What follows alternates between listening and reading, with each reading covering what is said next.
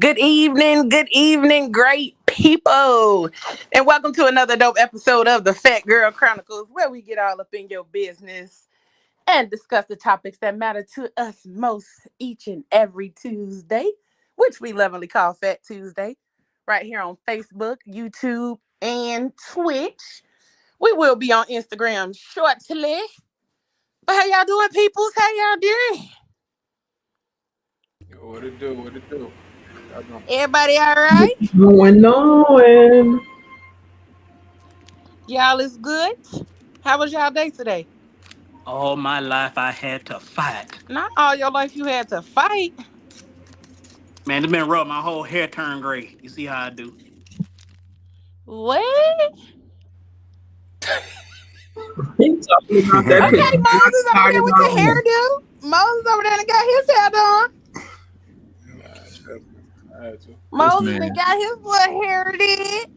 This man said his hair turned gray, like he I got hair like to it. turn I gray. like it. Got the French tips. Okay.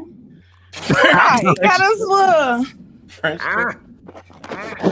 little ponies. Okay. Little ponytails. Pop, how you doing, baby? deep. He's still murdered. He's My still murdered. man went to You the still muted, baby. twin. I'm good. I'm a little delayed over here, but we good. We on our internet shit tonight.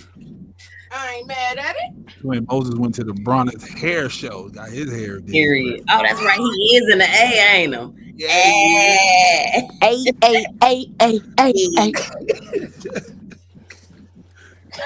You know what? All right. He spent 2 minutes down there and get his hair did. That is crazy. That's why I did. It look good on you, though. It look good on you. Boy, you look good. You got less forehead tonight. You all right. Boy, you out there trying to date, ain't you? That's You that look like date. you're healing. Yeah. Just don't put that forehead back in that camera.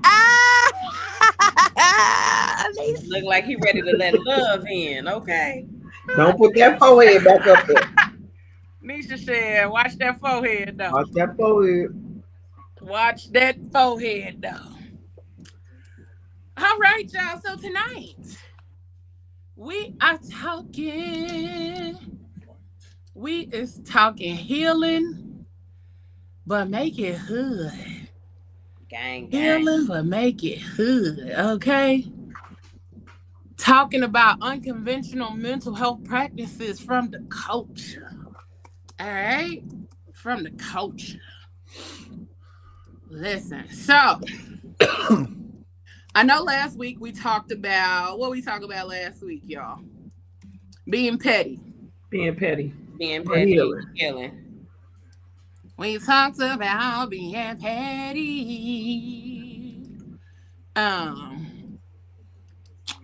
But this time we talking about, hood ways of healing. Because sometimes we don't always do things the conventional way. That's our thing, to not do things the conventional way. We find a lot of ways to do things that we want to do, how we need to do it.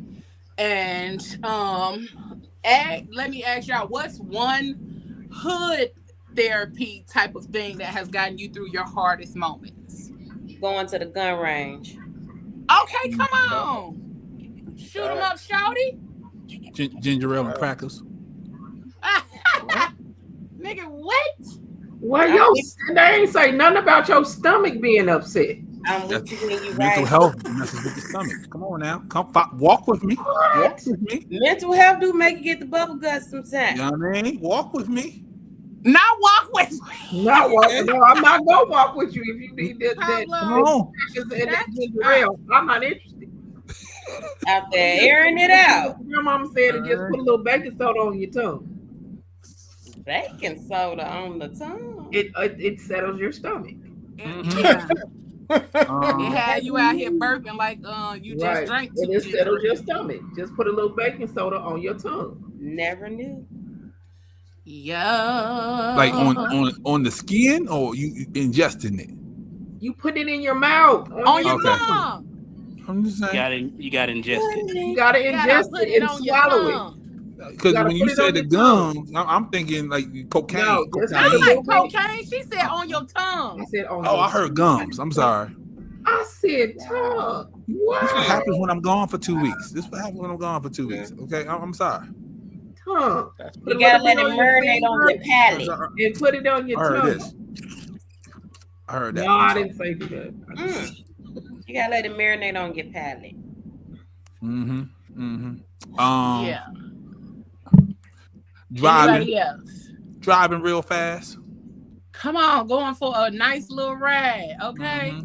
With the And music. Steaming And style. the music. Oh yeah, you gotta have that The playlist music, going. you gotta have music because music is a whole. Leo, don't jump on the camera like that, champ. Yeah. Okay, don't Boy, ever do relax. that again. I got my hair in 2 buns. Now, It's what okay. music is you playing? Because for me, It all depends on what mood you in at that particular time. I'm gonna be honest. It depends. You're right. It depends. It depends. Because I can mess around and play Chopin, and then I'll turn around and throw on some R&B. Then out the blue, I'm over there with 8 Ball and MJG. Period. Okay. So I've been told I listen to gangbanger music. So gang banging. I'm listening. Yeah, Nipsey. You know, Pop Smoke. That's gonna be on the playlist. But then I might throw Backstreet Boys in there. That might be a Backstreet Boys vibe. You know what I mean? Some Christina Aguilera. You know what I mean? Some Mariah Carey. You know. You might just go ahead and get you some 98 degrees. Go ahead. You know what I mean? New Kids on the Block had a bunch of hits. I'm there. I'm trying to tell you, what's out with some Boys to Men? Out there, you gonna throw on some of that Vanilli. I'm trying to tell you. Oh, just put it all on. Girl, I might just hit the crunk playlist because Lil Jon get you everywhere. Lil Jon will get you like halfway across the country. Lil Jon will have you crashing. I ain't gonna hold you. Look, and then you just bust out and knock a few bucks. Yep. See? Go ahead. It's a whole. It's a whole. Yeah, that get played like 3 times. You gotta play Knuckle You Buck like 3 times. You do. Out there playing that Lil Jon. Where the East Side? Yeah. Yeah. Yeah. See. Yeah. Or that Waka Flocka. I play Smooth Arm Robbery by 8 Ball and MJG. We know. You know what I play? Smooth Arm Robbery or No Vaseline. Or who said again? No Vaseline. God damn. Nah, I play the joint 8 Ball and Lloyd. Cause that when Lloyd kid on, see a nigga like me finna get money, like ride with a couple $100 G's in the yeah. Once that bass drop, whatever, forever hustle with my misfit. With a big old nigga beater eater. That nigga like what? I keep a big old nigga beater eater. Okay, that's gonna get you there every time. Every time. Cause soon as that, what I keep and that bass drop. Nigga, turn the volume up to 47, okay? Absolutely. Fuck my hearing. Cause what? Forget my hearing. Cause what are we doing? Cause yes, and yes. Or you throw good little Prince playlist right quick. Prince get you That's where you true. gotta be too. Not your mama talking about she lost. She don't know about that. That's because Mama Ayla, we done went to a whole different situation on this music right now. We went to a whole playlist. We done went to a whole this is a whole therapy session in its own right now. Look, So she we don't can know get a whole that. playlist together. I don't play those songs around her. We gotta so we can get a whole playlist together. I'm definitely I'm playing Mr. Big. Yeah, I ain't raised you that way. What are you talking about right now? I ain't raised you that way. Them all the albums I had to have and go Notorious get. Thugs. Come on, Notorious Thugs. I'm in Dangerous. Going in, bag. Yeah, so it's like, you have to go through all of those different feelings. And then when you on your way home and then you get ready to pull up, then you can mellow it out so you'll be good. Oh yeah. That's why I'm playing Luther. Victoria Monet, yeah. You know, Karen White, you know. Okay, come on with the Karen White. Yeah, Karen White on the pull up. I ain't mellowed it out yet because I done turned some Michael Jackson on at this point. I didn't play Smooth Operator and everything. I'm Come trying. on with the Sade. You gotta throw the Sade in there. If you thugging out the Smooth Operator, that's a different level. I didn't went to one thing to the next. That's a different level of anger. If you thugging out the Smooth Operator, like don't pull up on me ready to fight with Smooth Operator in the car. Okay. I got this one playlist that's super ignorant. That means you're I'm not surprised. It's super ignorant. Like it was like, don't make me kid. And then once that went off, it was like, never would have made it. I said, you know what? You done went from killing somebody to the Jesus. Please. Yo, how you at the foot of Jesus talking that about playlist wild. That Bad Boy South. That Bad Boy South gets you in a predicament. Like Jesus, I didn't really mean it, but mix up that some cut music with never would have made it. Okay, never would have. Yeah, the remix. There's a DJ on Instagram that does that. He does it. He plays all gospel music and he remixes it all. Mm-hmm. He on TikTok too. Yep. Oh, that's a lot of the music that the dude Troy be dancing to. Mm-hmm. When he be saying he be tipping in church, but then they be remixing it. Yeah, he did that never woulda with some cut. He mixed it with that. I said, now how you put that together? But that's I'm with that because the Lord said to be fruitful. And y'all so silly. Wow.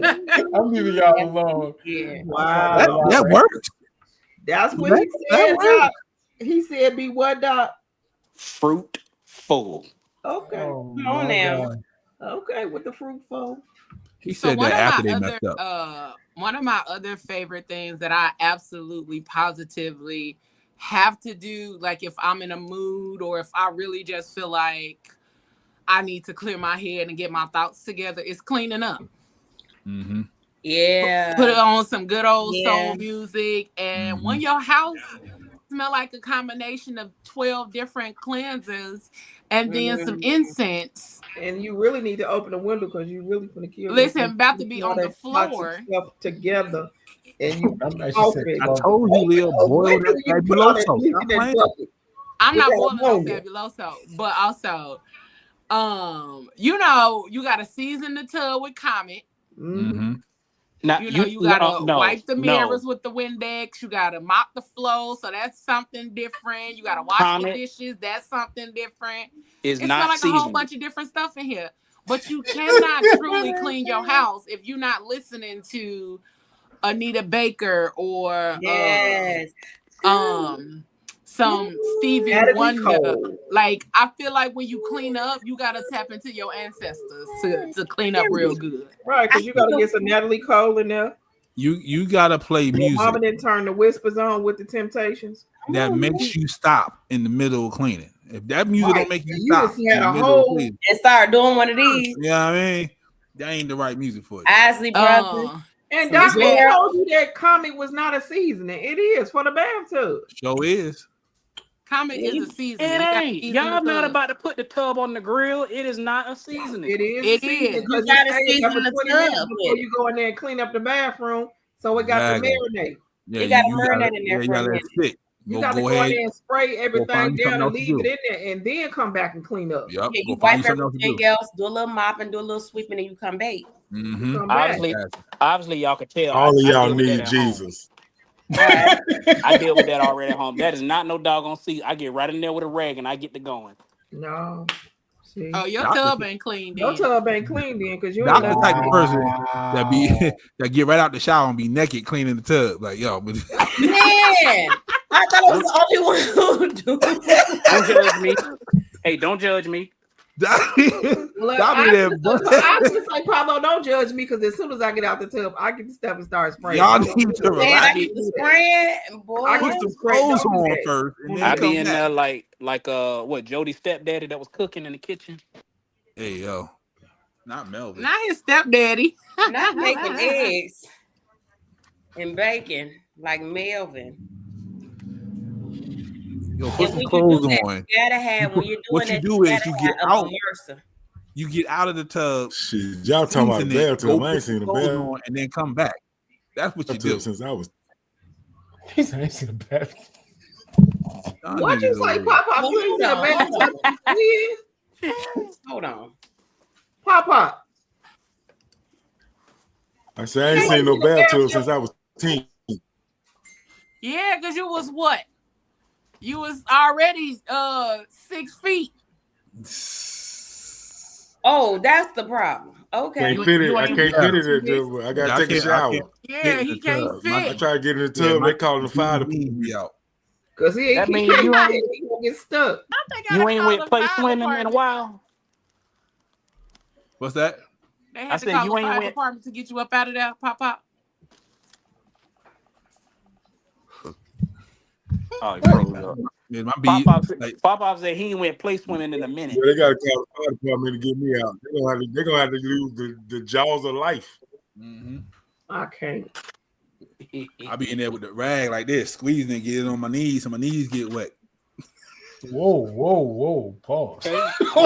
What's happening? All right My now. knees don't go in the Okay. water because my legs so long. My knees pop up, so I got Oh my the rag God. on.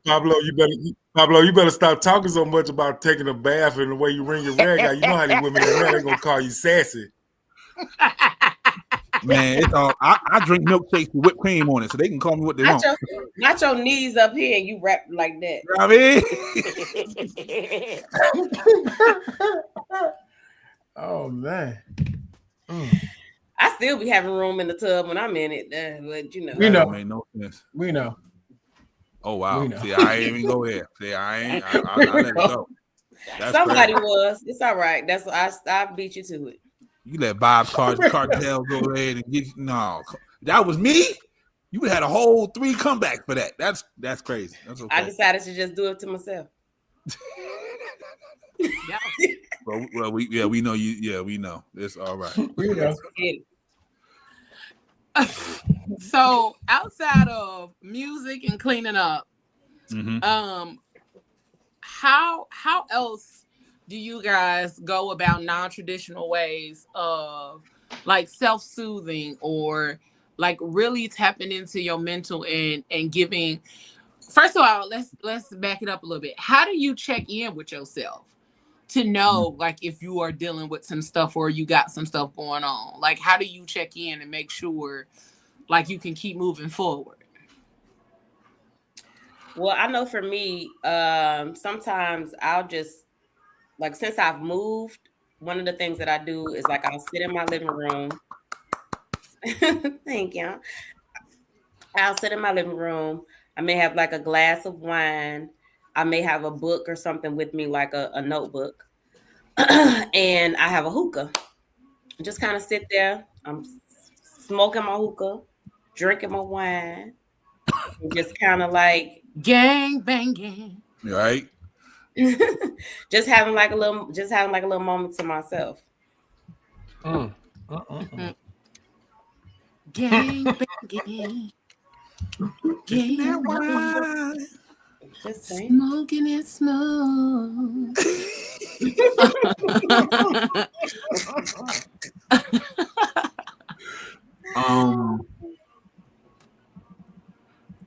I've been going through it.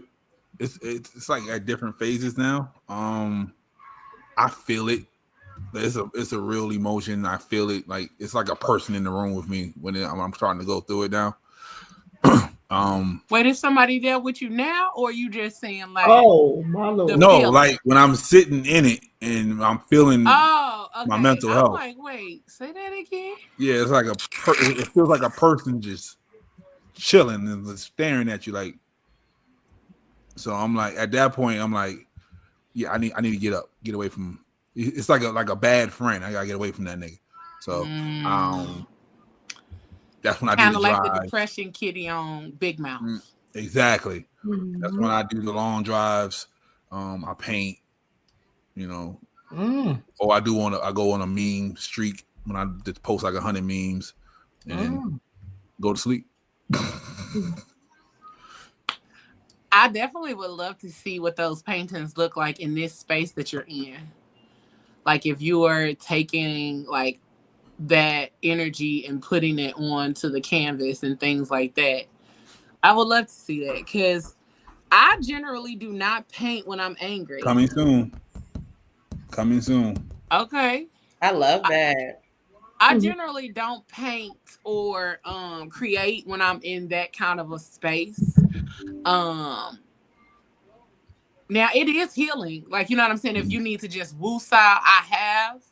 But if I'm like, if I have a whole lot of energy or I'm really angry or I got a whole lot going on in my head, I generally don't create in that space because I don't want that energy to go into that painting. You know what I'm saying? And somebody get the painting and now they wondering why every time they come home and look at that painting, they irritated. Yeah. You know, I feel like energy just transfers when you're creating. So like some of the things that I want to create, I just haven't created. Not that I'm angry or anything. It's just that I'm very intentional about the energy that I use when I'm creating those kind of things. Now I can create other stuff, but just when it comes to those kind of things. Yeah. That's normally when I create now. It started when my father had cancer. I just started painting and just kept painting and painting and painting.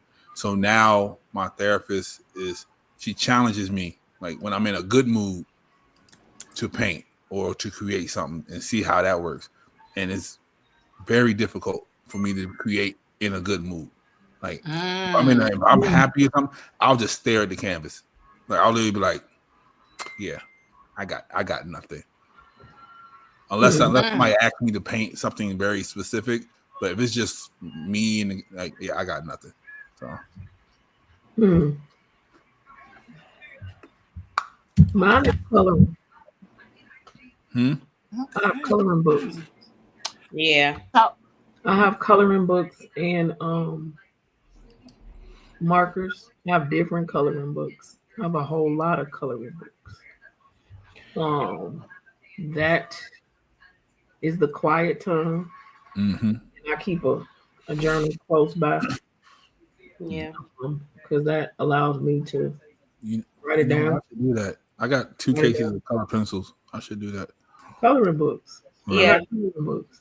I got a couple of coloring books and activity books, and because I'm a big kid at heart, so the coloring is the best thing. And I just bought me I got a whole bag. What did I do with them? I got a whole bag of markers that I just bought. It's like 180 of them in there. Oh, I'm coming to your house. We having a coloring party. I just bought those, and it is a calming situation because typically I don't turn on anything. But the last couple of times I did turn on music. So now I'm singing and coloring. And then when that thought comes about that I got to get it out, it's pausing that to write it down. That is where kind of like you, Pablo, a lot of designs and stuff come from. Or what I got to do next, or what I need to put out next. It's a matter of, and typically when I wake up in the morning, I know what type of day it's going to be. I know what type of day it's going to be. And realistically, like a lot of people don't have the best days when it ain't no sun shining. I swear I feel it's because we are deficient with vitamin D. We the people of the sun anyway. Vitamin D is not a vitamin, it's a hormone. And they keep saying, well, we can't go in the sun. Oh, but you need to. Got to. Just go get your 20 minutes and just sit there. And it will change your entire mood. Just I being take vitamin D supplements right now. Yeah. Like I take a D3 and I have to because of thyroid, but the sun is much better. Yeah. The sun is much better. Like today I went outside, I was like, I just need to let the sun shine on my face just for a little while. Yeah, like Leo say, step on some grass, look in the sun. Go frolic. Yeah, go outside. I mean, I'm not even telling you to really go do nothing. Go sit somewhere where some sun and sit there and watch how your mood changes. Yeah, I normally, one of the other things that I do is I'll go for a walk. There's a park up the street from me, and they have a huge pond, like a huge water pond. People go and fish. So I'll go and I'll walk, and then they have like a bunch of benches around, and I'll just sit right at the bench Swing and your just feet.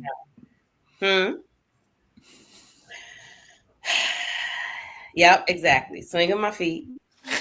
Swinging my feet. Pablo. I'm sorry.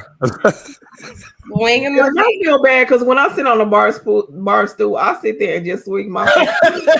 I'm not gonna even let that. I don't even look. We went out. Yeah, because both of y'all is a little. Both of y'all is short. We are. It's okay. Bar stools are my worst enemy. Okay. And I'm like, well, and my friend was like, so you just gonna sit here and swing your feet and ears? Bar stools and high swinging my feet. I'm not bothering you. I was Ayla, that's because you sturdy and you short. So bar stools and high I don't feel comfortable swinging my feet. Well, there's a place that I go to. Speaking of which, did y'all ever release the Oz again? Release the what?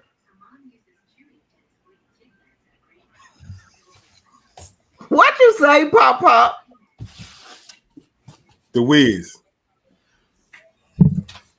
Oh, they re-released it. Re-released the Wiz. They're getting ready to release it again. Oh, I didn't know that.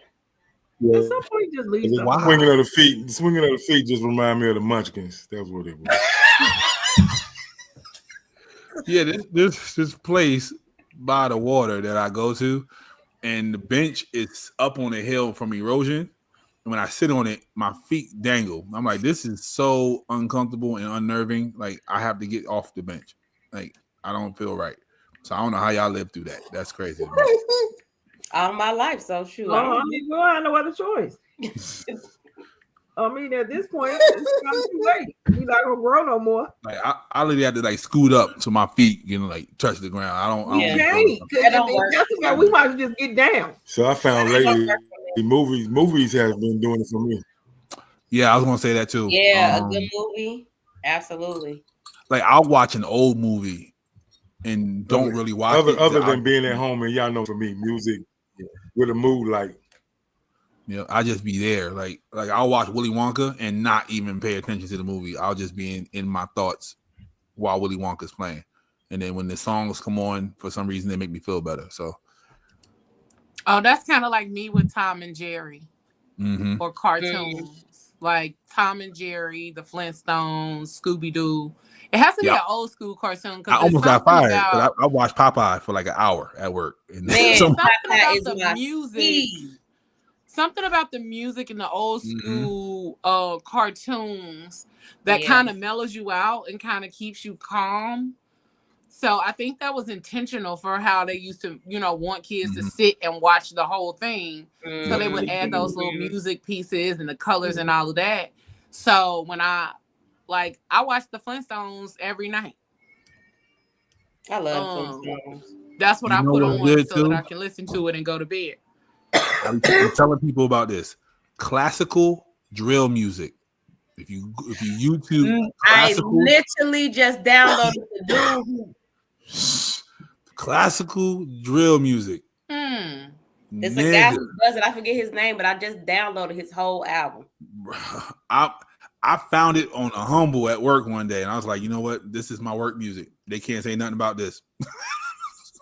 It's so good. It's saying they play Beethoven, all that, but with like drill music behind it. It's so good. Okay, then. I'm gonna have to get into it. Y'all can share that stuff. Send it to me. That's true. I'll put it in the chat right now. Put it in the Rhythm and Roots chat on Facebook. Say less. Oh yeah.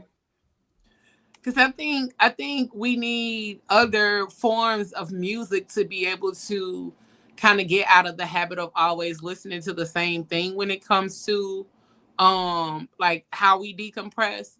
Because one of the other things that I listen to is like meditation sounds, binaural beats, or I started Googling the vibrational sounds of what helps you to heal or what helps you to be calm. And then so Put that it's in the either group chat, like please. 500 megahertz or something like that, and then you just find music that's at a 500 megahertz level, and so that's what the music is supposed to do. Sometimes it is like trance, like it'll put you in a trance as you listen to the music, and you'll end up tuning it out because that music then got you in such a space where it's like, oh my God. So they said that's those Janae kind of things Aiko's really secret. help a whole lot. That gotta be, because I listen to Janae Aiko and be like, Yeah, they said that's her secret. Like the very back part of the songs, it's that vibration. It's at the highest level where you just calm out. So you don't even realize you still listening to her. I think that's her, and Cleo Soul has that same type. Listen, that when I'm in your when I'm in your do you wanna ride with me? I don't even know what she be saying. Nope. You know who else? Sabrina Claudio. She's a good one too. That's my one right there. That's my one.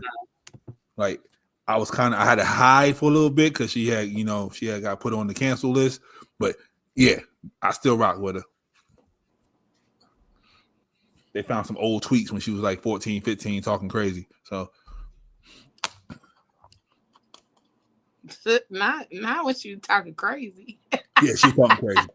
She was talking crazy. If I knew her at 15, I wouldn't have been her friend. But yeah, she was talking crazy. Damn, it was like that. Yeah, it's just, but that's back when it was headhunting. So they found like Kevin Hart's old tweets when he was like 23, 24. It was back in those days. Oh. Yeah. Don't find my tweets. I ain't gonna make it before I even get there. So Oh Lord. Oh.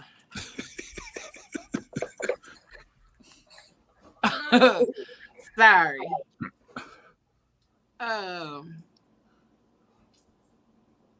My brain just blanked out on me. That's that vibration. That vibration. Not the vibration. Oh, that's what I was gonna ask. Like instead of like music or things like that, do you all ever do something that's more in regards to like self-care or self-maintenance? Do y'all know the difference between self-care and self-maintenance? I don't do neither, so I don't know. So self-maintenance, okay. I would. Oh, go ahead. Go ahead, boo. I would think that self-maintenance is more or less like getting your nails done, getting your hair done, something more exterior. Self-care is more or less maybe getting a massage or going to therapy or sitting down and having a conversation with just a friend and kind of releasing some things that may have be pent up or have you tensed up or stuff like that. Yep. So you on the right track. So self-care is self-care encompasses the activities and practices you engage in to nurture your emotional, mental, and spiritual health. And then self-maintenance is the foundation of your well-being, focusing on the routines and practices that keep your physical and mental health in check. So you were right. So self-care is like journaling, meditation, therapy, those kind of things. But self-maintenance is massages, getting your nails done, getting your toes done, make sure your hair looks nice. Those things are self-maintenance. And so basically like personal hygiene is self-maintenance. Mm-hmm. And then your mental well-being is self-care. So a lot of times we use self-care as though it is interchangeable with self-maintenance, and it's not. Because that's two different things. Self-care and self-maintenance is two different things. So,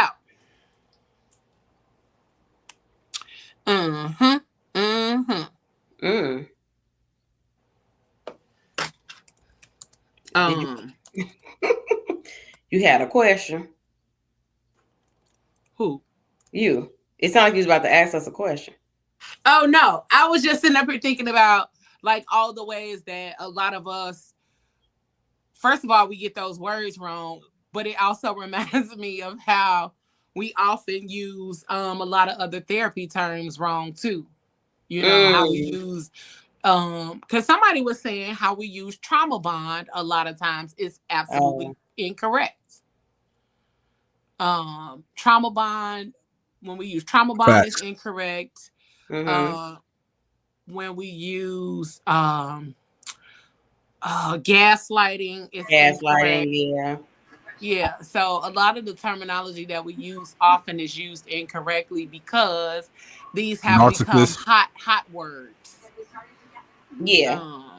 So what's the proper way to use trauma bond?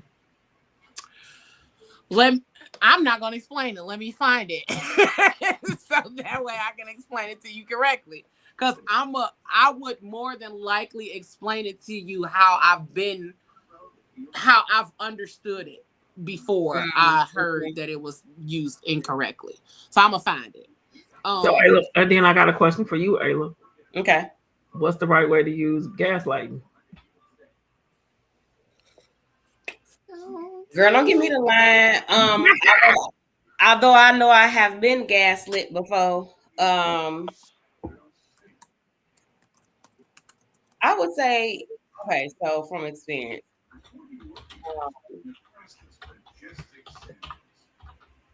gaslighting is when somebody takes an experience that you've had, whether it's something you told them about or with you, and they use that as a manipulation tactical arsenal to kind of keep you in a space where they want you to be emotionally intact or dependent upon them, or make you feel like you're doing something wrong or saying something wrong or in the wrong space. I think it's yeah. I mean, almost on that ground because gaslighting is pretty much somebody manipulating you to make it seem like you're crazy, like you don't know the truth of what's really going on. So they gonna flip it and make it seem like you all wrong. One is right when they know that you're right. Okay. So here's I thought gaslighting was when you driving down the street and the light in the little car come on. You know, that's it. Gaslighting is a form of psychological abuse where someone distorts reality to make others feel confused and question themselves. Gaslighting may include deliberate deceit, passive aggression, defensiveness, sarcasm, and undermining someone else's experiences. While anyone can gaslight, it's a common tactic abusers use to exert power and control in their relationships. So let me give you some examples. I mean, that's pretty much what somebody like 45. Right there be saying, but that's really not true, and you know it's true. You overreacting. I was just joking. You're doing too much. You're too sensitive. You're too emotional. Yes, all of that. So here are a few examples of gaslighting. This is gaslighting in a relationship. So number one says distracting with compassion. Okay. I love you so much, and you know I'd never intentionally hurt your feelings. How could you think I was flirting with her when you're the only one for me? So in this example, gaslighting your partner will often sugarcoat toxic situations with kind platitudes as a way to distract their partners from their feelings. So even if you know what you saw or you know what you experienced, they will distract you with compassion or want you to be compassionate towards them in that regard. Minimizing or making fun of feelings. Abusers will call their loved ones overly sensitive, critical, or dramatic. They will also often get annoyed or make fun of them when they cry or show other emotional displays. As a result, the emotionally manipulated partner often feels ashamed and may try to withhold their feelings altogether. 3, discounting achievements. Gaslighting partners often feel intimidated and jealous of their partner's success. As a result, they will often tear down or question various accomplishments. For example, they might engage in backhanded compliments and phrases like, "That's great, you got a promotion, but it's a bummer you're still so underpaid in your role." Dang. Wow. Success. Friends do that too. Friends do it too. Yep. So okay, let's slide down to friendships. Examples of gaslighting in friendships. Befriending romantic partners is the title. Gaslighting friends often want to get close to their friends' significant others. They may be deliberately trying to incite jealousy, but they might also be genuinely interested in stealing someone else's partner. If confronted, they will deny these intentions and even accuse their friends' partners of being so flirtatious. Damn, that's some dirty shit. Girl, because apparently you want me to hurt you. That's why when I leave the house, every woman in there, get your pocketbook and let's roll. Bang, bang, shut them down. Not pocketbook. You know what? You know what the pocketbook. funniest thing I heard, but I always hold it true, was I think it was, what's the comedian? What's her name? Monique. Monique had said, look, she said the exact same thing that I just said. Every woman in her house, every woman got to go, including my mama. Including my mama. Can't nobody stay here. Can't nobody spend the night. Nope. Can't nobody. No, you out your house. We'll put you up in a hotel. But what you not gonna do is stay here with me and my man. The Diamond didn't do that. Molly. What happened with Diamond? Diamond ain't That's do that. different for me because she let her cousin stay right up in that room and twerk. That's crazy because I've never had hey Molly, I've never had those kind of experiences to where I couldn't trust somebody around my significant other. Like what? Never saying that I ain't had the opportunity, but I ain't gonna give you the opportunity either. I've only had that experience once, and she's no longer my friend. But I have seen it amongst other friends. But I haven't necessarily had the experience myself. Like I said, other than that one time, I had a girl that was my roommate, and she would sleep in the room butt naked with the door open when my boyfriend would come over. Girl, now ho, be serious. Where's she at? I mean, dang, that's a shame. She seasoning the tub. That's what she doing. She seasoning the tub. Seasoning something.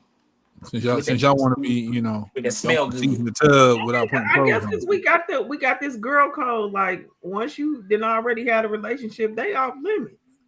But I don't look at you the same. I don't even. The thing is, I already know they dirt though, so it's like, you know what I'm saying? Like she's already told me all the like. Why would I want to bother with that anyway? You know what I'm saying? Why would I even? Who does that? I can't never look at and I've never have, like, if my girls, they got a man, boyfriend, whatever they dealing with, I don't want nothing that you've experienced or had. Nope. I just because we not finna compare notes. We not comparing notes. Can you believe Pam went to the clinic last week? Ooh, she got all them pills for that stuff. I don't want none of that. I don't want none of that. Yeah, I don't know. And then for him to run that line, like, I'm not the same person I was when I was with her. Don't matter. It don't matter. And it's different because one of the things that I've experienced, like for instance, with my ex-husband, his friends, and I told him when we were together, I'm like, look, hey, your friends are trying it, and they do not care that we're in a relationship. They don't care that we married. And he will always dismiss it like, they just trying to see if you gonna go. And I'm like, okay, and you're comfortable with your friends steady trying to come? I'm like, because if we break up, we never together no more. I promise you, they gonna still come at me, which is exactly what happened. Mm-hmm. Exactly what happened. I mean, the divorce papers weren't signed. You hear me? And I'm like, I don't know how y'all could ever have friends like that and just be okay with that. They was hoping for it not to work out. That's what they were doing. Oh, they definitely was. Yeah. But the fact that you are comfortable with your friends doing that to your wife, is a problem for me. Mm-hmm. That you're comfortable with your guys coming at your wife to see if you're gonna go, and for him to say, "Oh, they just to see if you was gonna go." Why? That's that single mentality. Why? He's still single. Yeah. Mm-hmm. Yeah. He's still single. That's all that was. And intimidated by his friends, and also you know, they weren't really friends. If you think about it, they seen him out in the street doing whatever he do, so they figured they can go at his woman. Yep, that's exactly what it was. They like, hey, you doing whatever you doing, shoot your wife. So I might as well just shoot my shot because you ain't doing what you supposed to do with it. So let me go ahead and shoot my shot. Yep.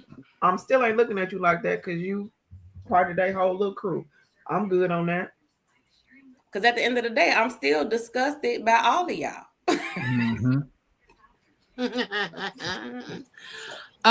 Another example of me and my boys, if my boy be like, "Hey, her booty fat," I'd be like, "She off limits." Boy, you just be out here putting people off limits that ain't even yours, huh? I'm just saying, that's like he chose her already. Like he chose her. I'd be like, "Oh, yeah, like you can't talk to her." He was just admiring the sculpture. Yeah, he didn't say he made the sculpture. Yeah, it don't matter. That means he like her, so I'm gonna let him get the opportunity. So okay, all right. So he like her, right? I'm gonna let him get the opportunity to try her, right? And it don't work. She's still off limits. Yeah. What did you say? He tried her. Right, he tried her. And it don't work. Is she still off limits? Yeah, she's still off limits. No, I'm not. Like if she say I don't want to talk to you, like they don't do nothing. She just say I don't want to talk to you. Like she cuts them off right there. Yeah, because she probably still off limits. Well, not necessarily because it could. I get what you're saying. I get what you're saying, Pablo. It's like if the both of y'all was together and really she was eyeing you, mouth, and she really wasn't looking at him, and she just tell him like, "I'm really not interested in you. I want your boy." I mean, you can't be upset with that because she being honest. You blocking your blessing. Like I really didn't want him. I was really checking you out. I mean, you can't be upset with it. You can't be mad. Like, nah. Because look, you trying to let them know, like, hey, I don't want you to think that I'm being rude or nasty to you, but don't shoot your shot because I really did come over here for that. He's probably not a good one for me. I came to talk to your boy. No, I'm just kidding. I'll probably beat the brakes off of him. I see what you gotta respect it because she was like, yeah, I don't want you. I was looking at him. So another one of the things is invalidating emotions. So gaslighting friends may make comments that insinuate that others are always exaggerating or acting inappropriately. They might make offensive statements like, "You don't really feel that way," or "It's not that bad. Other people have it so much harder than you." So not only are you gaslighting the fuck out of me to make me feel like what I am feeling is not valid, but also you are trying to make me bypass my emotions without actually acknowledging them. So that's how you get to the ER real quick. Crazy. And then the other one was putting friends against each other. Gaslighting friends enjoy conflict and often rile people against one another. Often this motive comes from a place of profound jealousy. This friend may instigate rumors just to see how people respond. They often hope that others will be grateful for their truth. That is who got that much time to do something they like do that? They do that between friends. They do that if the friends in a relationship. Like people, like they wilding out there in these streets. People are fucking insane because what? But also, like, I don't understand like the thought process of being so engulfed in your friend's relationship. That confuses they ain't got a life, so they got to find a life. Ask yourself this question: why does your girlfriend have my number?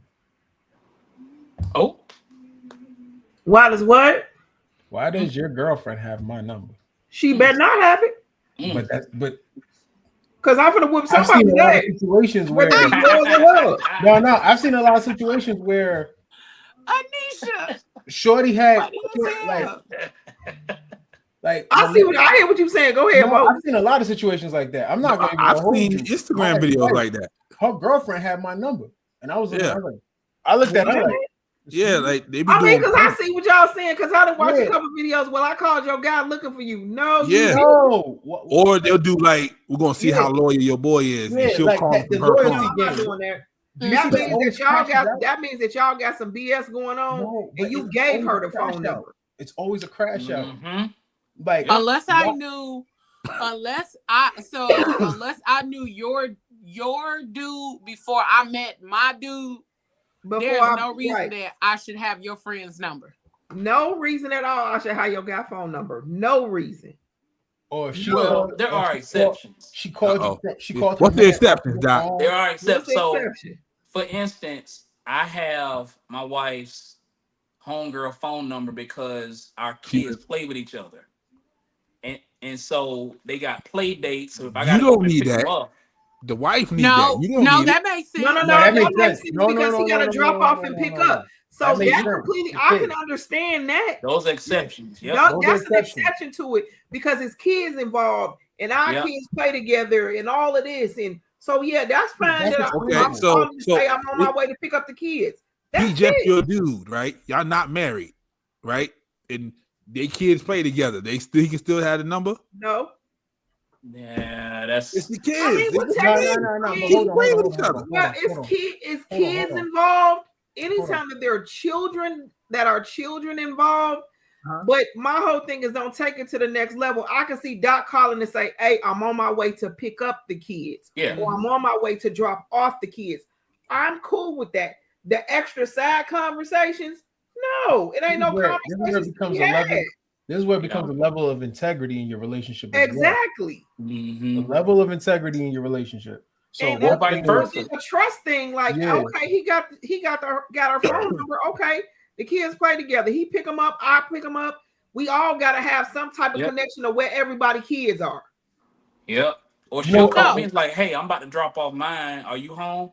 And go ahead and drop them off. If you could be smart with it, when you text a friend, add the wife to the group text. I'm trying to tell you. Have a good night at work, Molly. And that's it. That's the I can see that as an exception, and that's the only exception. Other than that, no. I would say that's the only one. I think Would you say you better not see that nigga over there cutting the grass with his shirt off?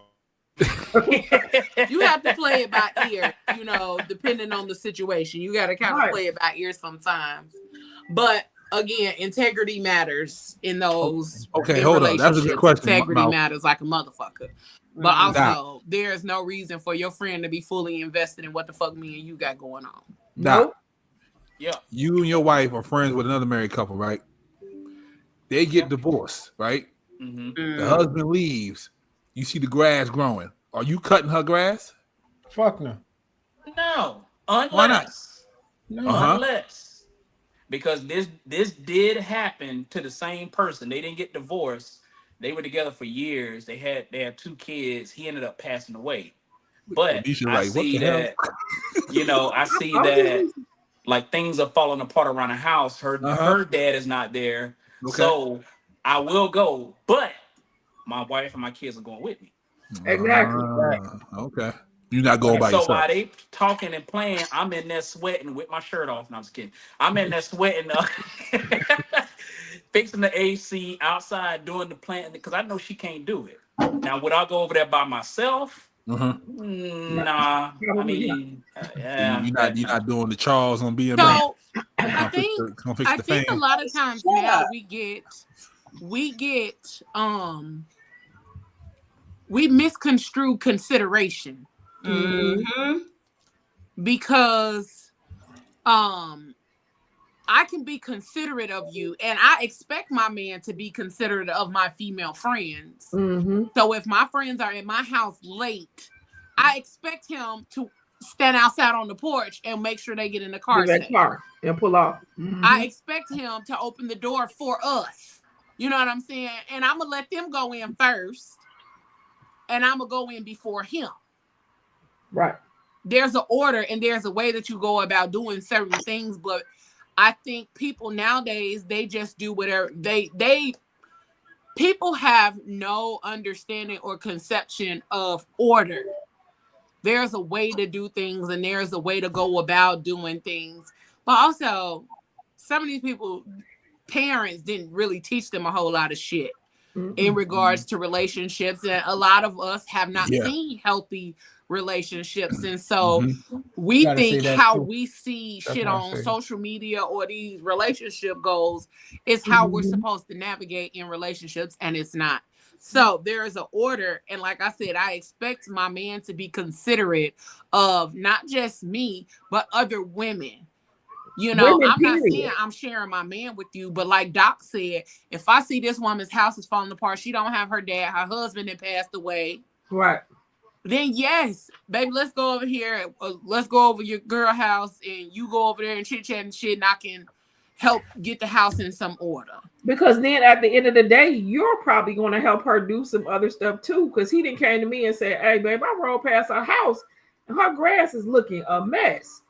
Call her so we can go over there and see what's going on, so I can cut her grass so her house don't look like that." Hey, I'm getting her on the line. We are on the way. What you need to clean up inside this house, I'm gonna help you do that, and he gonna take care of whatever is outside or whatever needs to be fixed. He noticed it just driving past, like, and came home to you and was like, "Hey, your girl house ain't looking up to par. Call her so we can go over there." And it's just like what your gas station for your birthday.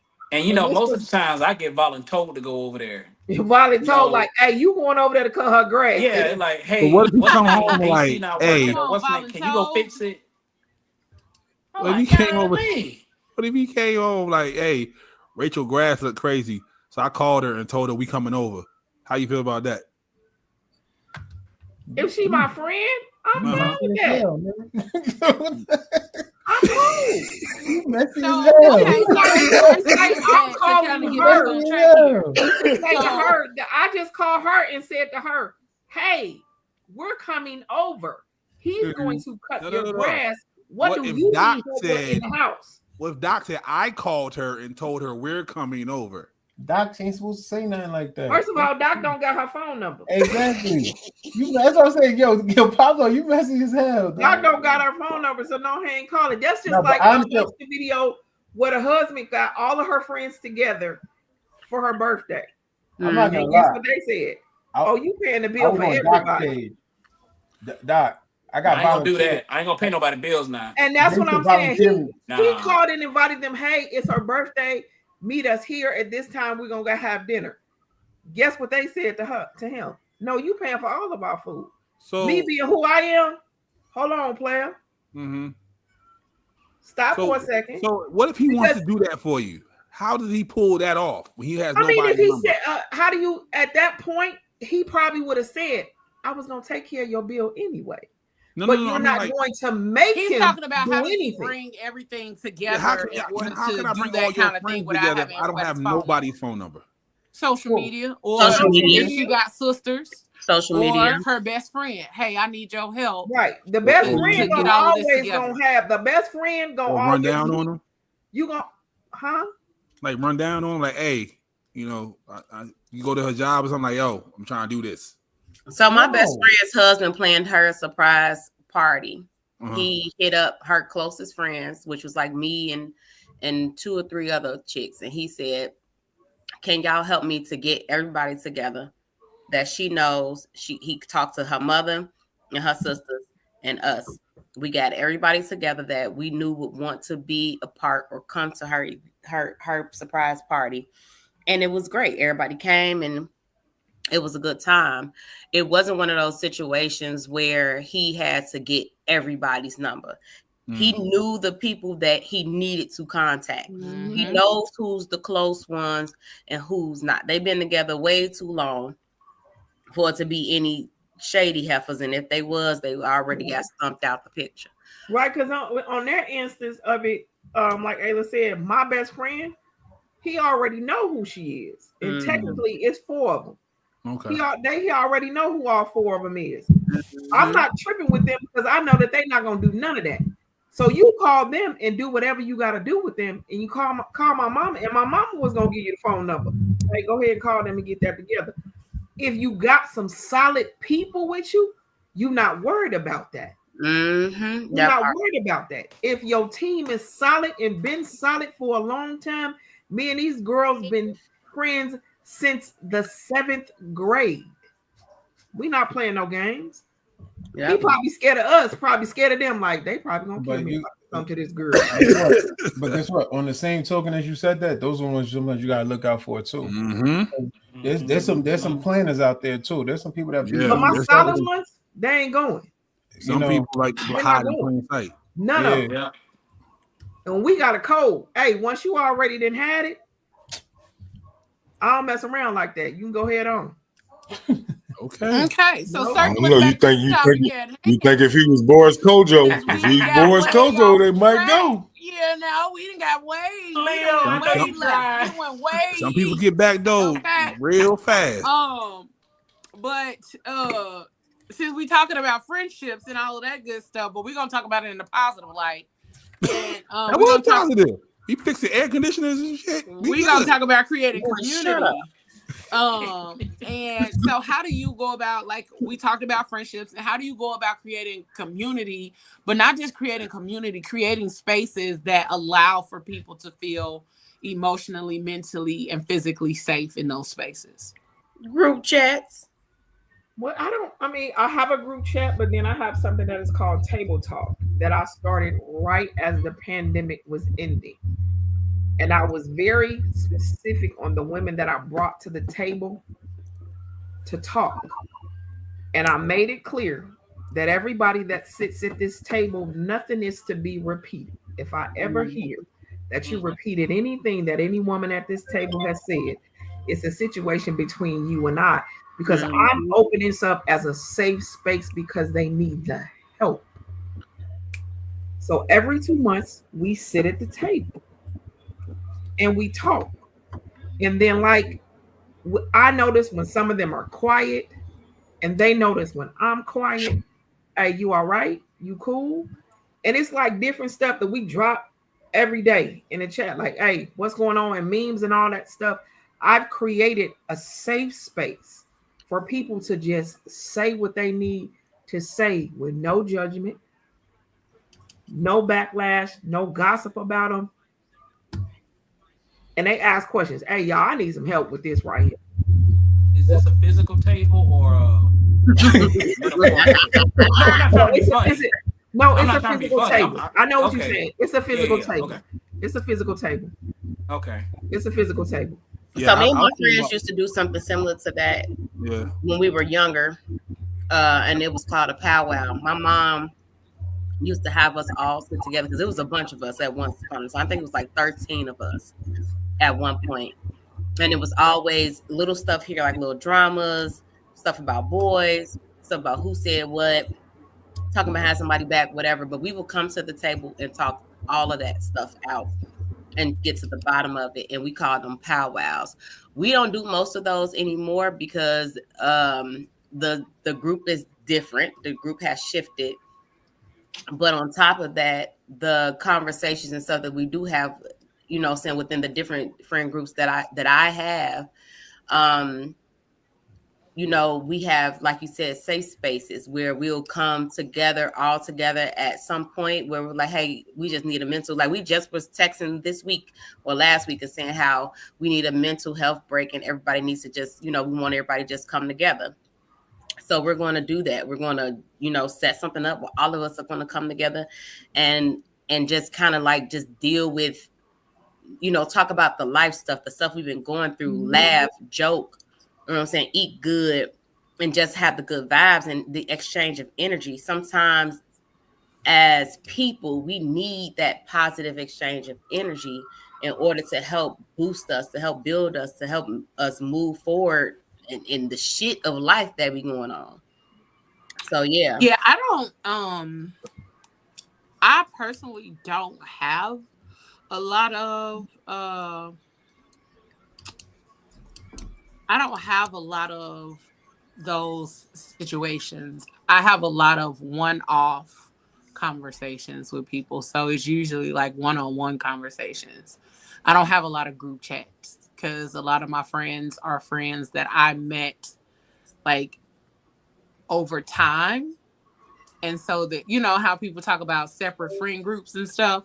That's kind of what I have. I don't have a cluster or a gang of girls that I hang with. I would love to have that. I would love to have like a cluster or like a sisterhood type of sister circle of women that I hang with, but I don't. So I have this friend over here, this friend over here, this friend over there, these friends over here. I don't have like, well, we got the girl group chat or nothing like that going on. So I would love to have that though.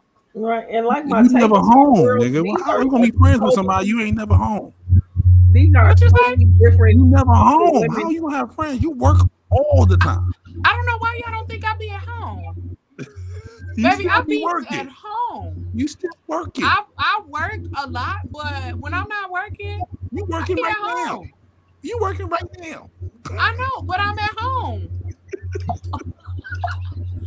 But I'm at home. But even when I do this, this is 2 hours out of my evening. Other than that, like, I would love to plan girls' trips and all of those kind of things, like do collective friendship things. I have singular friendship things that I do. And even then, I do a lot of shit by myself. Like, I travel a lot by myself. I don't have a lot of people that I am a social loner. If you know, if we want to keep it a buck, I'm a social loner. I'm social a lot, and you know, because I have to be, but also because I enjoy being social. But other than that, outside of being social or doing anything in regards to the podcast or business, I'm by myself. So, you know, I would like to change that, but also the people that I would enjoy doing things like that with don't live here. So I end up doing a lot of stuff by myself anyway, because a lot of the people that I would love to hang out with don't live here. So that's true. And the people that do live here are weirdos. So with that being said, don't you think we could change the narrative on that? Like the people that don't live around you that you would like to get together with, why don't you just make a plan around that? Which is kind of, I already know. So it could be difficult, but do this. I was about to say, do you know how many Black people start a group chat and then how many actually go on the trip? I know. Speaking of trips, I already know. I already know where this was going. I set myself up for that. I already know. Make sure you join us September 18th through the 22nd at the Royalton Chic. Since Moses gave me a good segue right there, we will be at the Royalton Chic in Punta Cana September 18th through the 22nd. Y'all, go click the link. Go to type in Fat Fan Fiesta on Facebook. You will find the event and all of the information for the event there. Okay, go ahead and put your deposit down, pay, and let's show out, and have a good time in Punta Cana. Okay, because life is too short to not be living it. All right. It's brought to you by the Phat Girl Chronicles and Unforgettables. All right. All right. So now back to the conversation at hand. I'm not allowed back in DR. I want to do that. I want to do that for at the studio. I want to get like a bunch of the fellas. Like I want to do like an event break and have like fellas just come in, no cameras, no nothing, just have them talk it out. And I want to do one for the women too. So I'm gonna find a woman moderator so that she can come in and they can talk about. And then also, I'm gonna do it virtually too because I know a bunch of people who want to talk that have nobody to talk to all over the whole planet. So when you gonna do it? I'll be the moderator for the women. Hey, nice. Let me put it all together. Yep. So probably June. That is a session like no other. Mm-hmm.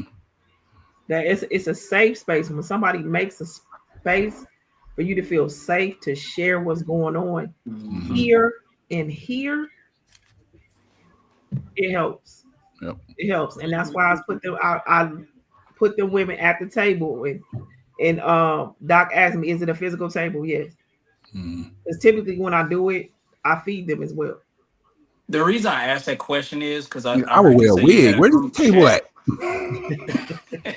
You said you had a group chat, so I wonder how much of that. I mean, do the same rules apply to the group chat as at the table? So if you're in the group chat, you at the table. You're only in that chat because you were at the table. Gotcha. Okay. And now, mind you, that chat, my 4 best friends are not even in that. This is with a totally different set of women. My best friends are not even included in that. Do they know that? Oh, okay. He said, "Do they know that?" They absolutely know. They absolutely know I do it. No, okay. They absolutely know I do it. Yeah, and it's the same rules. It applies to that chat and to us sitting at the table. Like I just had to talk a few of them through Mother's Day. Wow. Yeah, it's a chat that I play no games with because it's a space. It's a sacred space for me. But can y'all see how all this kind of relates to the topic for the night? Because if you think about it like back in the day, families, we didn't have this. Families, it was quiet, let's be quiet. Let's keep it in the household. Whatever happens, stay in this house and all that type of thing. And then now you got the generation that has evolved and shown us how we can communicate and how we can develop and how we can learn and grow from these scars and these pains that we have to do it differently. Well, think about it though. Everybody got a living room. And that it's okay to heal and talk to somebody. Everybody got a living room, but we do got you really something have a coming dining soon room for those kind of vibes. Does everybody utilize their living room? I think it was mentioned last week about how that was the purpose of a living room. I mean, a dining room, and used to sit at the dining room. At the dining room, no TV, talk about the day. And talk about the day. I just cooked yesterday, last night. Everybody went their own separate way to go eat their food, including me. I got a dining room. But see, you know what? That's what happened, Doctor. Back in the day on Sundays, that was church and family day. You went over to their house and everybody ate, but y'all sat at that table and ate communal. My grandmother amongst each other. My grandmother lived across the street from the church. So there wasn't no excuse. I already knew. I was like, man, grandma throwing down in here, and it's not even Sunday school time yet. And I knew when the church started at 11 o'clock, right around like 2-3 o'clock, depending on how long the preacher want to go. I knew we was gonna have a meal, and then we walk across that street. Everybody, she had a shotgun house, so she ain't had no dining room table or nothing like that. So we had to make do. And we all sat in that living room that she raised. What, eight kids in that 3-room house, shotgun house, and we all sat there watching TV after church. I mean, kids were sitting on the floor eating, adults were sitting, and people were standing up, and that was it. Nowadays, I'm about to say we used to do that until my grandmother passed. Yep. She was the only one that kept us sitting at the table, like right. So now it's only like holidays when we do that. Well, my mom was like, so my grandparents, My mom's parents was gone, and then my dad's parents passed away like shortly. My grandfather was alive until I was like 20 something. But I didn't have the grandparents that did those things. My mom's house was the house that we did those things at. My mama was the one who did those things. She was the one who put the dinners together, and the neighborhood was our family. The people in the hood would come through for dinner or come through for barbecues and holidays and all of that other kind of stuff. So our house was the house that people came to and felt safe and had all of those kind of spaces to be in. Like I tell that story all the time. Like I remember one Thanksgiving, it was like 40 people at our house. And then there was still food. Like 40 people, like including everybody in the house, but also everybody that came by, everybody that came through, and there was still food left over. And I was like, that's how you know that, one, my mama was always prepared. Like she was always, if you stay ready, you ain't never got to get ready. Mm-hmm. And then that's why I don't know how to cook small now. I think I'm like you, Leo. I don't know how to cook small either. I don't know how to cook small portions. Like I don't know how to cook small portions. Like even when I cook for myself, I still have enough food for at least 2 meals. But that's smart though. I mean, you know what I'm saying? That's just a good way of how they raised you to think ahead. My mom tell me that all the time. You gonna cook, you better make something for lunch and dinner tomorrow. I'm like, yes, listen, and that was just how she was. Like she always made sure there was more than enough. Mm-hmm. And that's how I am now. A lot of times, like when I make certain foods, I be like, oh, okay, well, let me just make enough just in case somebody come over. Because I'm also that person is I can't let you come over my house if I ain't been to the grocery store. You can't come to my house if I have not been to the grocery store, because what if while you're at my house you get hungry or you thirsty? Just order out. Nah. No. I mean, yeah, you can order out, but the thought process is that you still have something available for people at your home. Mm-hmm. Because you don't know if somebody's pockets might not be able to afford ordering out. Well, so don't come over my house. My process is always be prepared. Well, you ain't got no groceries. I got noodles. I got noodles. Oh no, I don't buy noodles. But see, here's the thing though. I got a variety. My grandmother taught me that. Have a variety in my kitchen, my pantry, my freezer. I can whip some stuff together to make a meal. Right. Absolutely. Absolutely. That's why I say you can't come to my house if I don't have nothing in my, like if I ain't been to the grocery store. I might have some odds and ends and we can make a little snack, but I don't like making a snack. If there's something and we just sitting here and like, oh, I'm hungry. Okay, well, let's get, let me go ahead and make something. So I gotta tell you ahead of time before I come. Have you telling me? I mean, you don't have to. You got 9 hours. Come and I ain't been to the grocery store, that's on you. But if you do tell me that you coming by, and I'll be like, okay, well, can you come tomorrow? Because I ain't got no groceries. Look here. You got 9 hours to shop. You ain't got to tell me you coming by. Okay. You guaranteed to get breakfast 24/7. What you say, Pablo? You got 9 hours to shop. You better figure that out. All right. I say I'm coming. You got 9 hours. All right. I mean, I know how to go to the store and grab $20 worth of food and make a bomb ass meal. Right, make a bomb meal for $20. Right. I knew how to do $20 meals before it was 20-minute meals. Okay, I knew how to do that. Loaded mac and cheese. Mm-hmm. Listen, some chicken thighs, some mashed potatoes, a vegetable, and some lemonade. Okay, seafood mac and cheese. I mean, you could put anything in that. You would have some wonderful spaghetti, chicken, and garlic bread and salad. Listen, okay, $20. I'm fine with that. You just got 9 hours. That's all I'm telling you. Okay. Because it don't take a whole lot. And you ain't gonna have no on the stove spaghetti. You gonna have baked spaghetti at that. Exactly. I made baked spaghetti last night with some Alfredo sauce at the bottom with the red sauce on top. Took some to my parents early today. Come on, Doc. You should have been at your house. What I'm saying is I got that from my grandmother. My grandmother because all of our grandmothers cooked they not just feeding everybody in their house. Right. They were always feeding somebody else. Yep. They were afraid So that it's healing. somebody else was not gonna Yep. eat. Mm-hmm.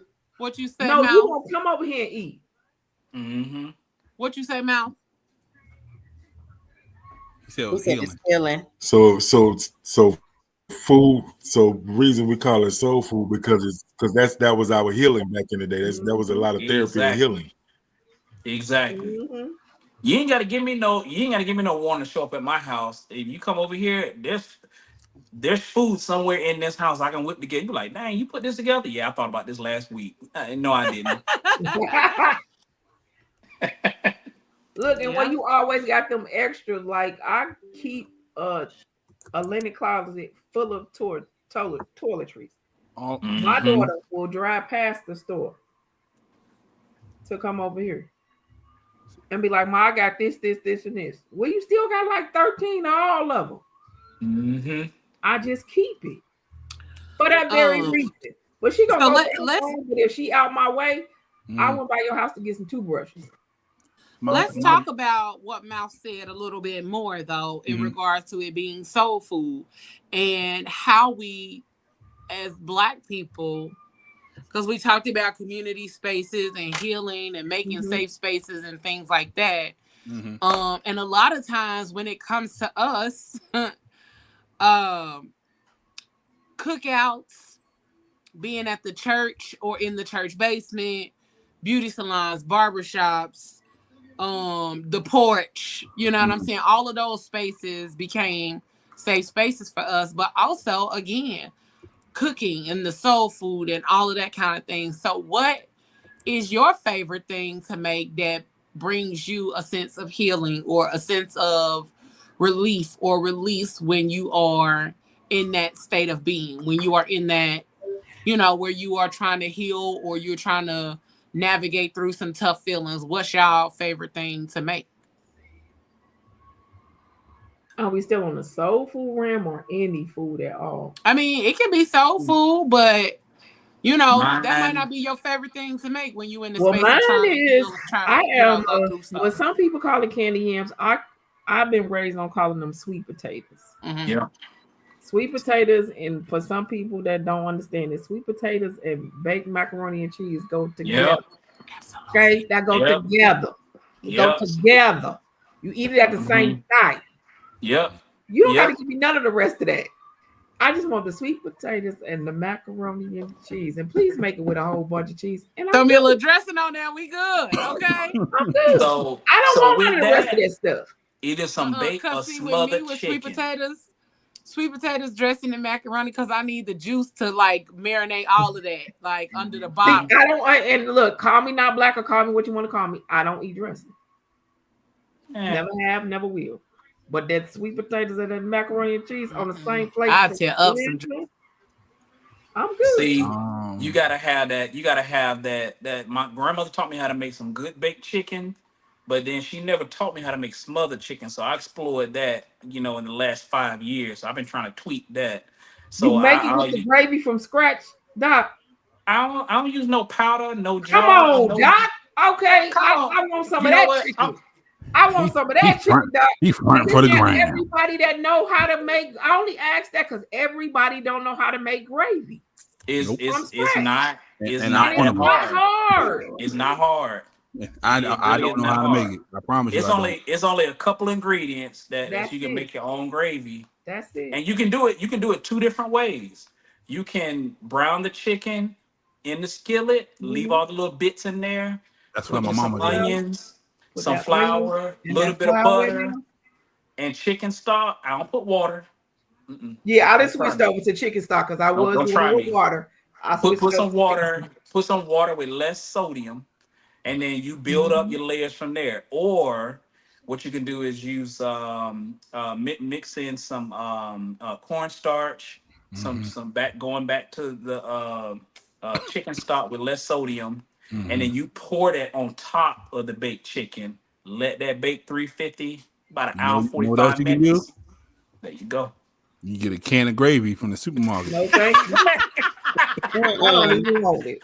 It don't taste the same. It don't taste the Nah, it don't same. taste You the can. same. You And put here's the the right thing. seasoning on it. It tastes Somebody that asked way me. you want Somebody to asked me, well, how do you know? You can tell. It does not taste the same. But you know Because what? homemade gravy has a different texture and a different cook. color to it. It Yeah. tastes cooked. Yes.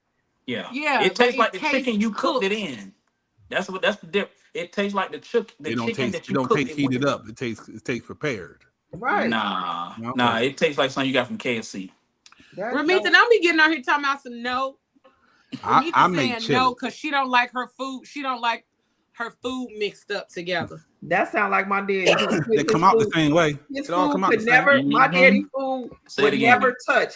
My daddy had a plate and like 9 bowls. His food and a few of my cousins are like that. Their food cannot touch.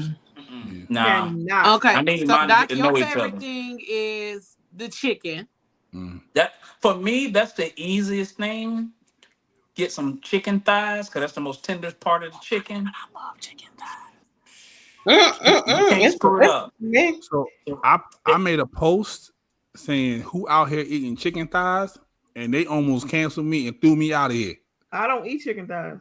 I do. I baby, don't eat tears chicken it thighs down. I'm not gonna even lie to you. I don't eat dark meat. See, I do.